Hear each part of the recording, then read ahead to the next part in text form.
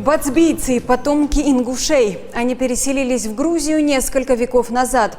Сегодня бацби, известные также как Цова-Тушины, живут в регионе Кахети в Ахмедском районе. История и быт одного из малочисленных народов Грузии в сюжете Тамар Цхумария. Горное село Земуалвани. Большая часть населения – бацби или Цова-Туши. Майя готовит краску. Для получения стойкого цвета плоды несозревшего ореха смешивает с ржавчиной в кипящей воде. Красить шерстяные нити природными красками она научилась от своих предков.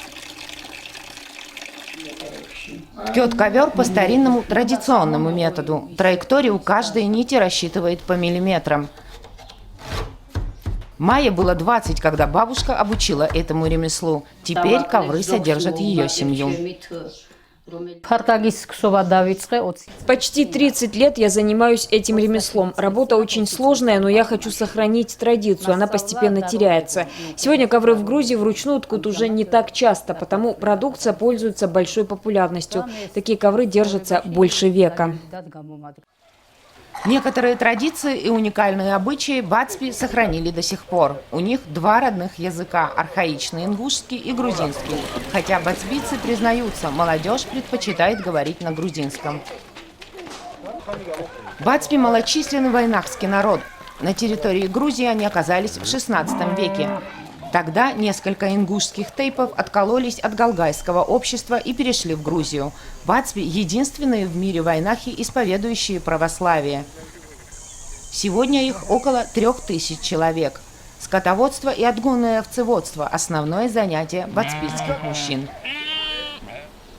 Автандил вырос в семье пастуха. С тех пор, как в регионе стало популярно пчеловодство, обустроил пасеки. Пожилой мужчина уверяет, бацбийцы не отдельный народ.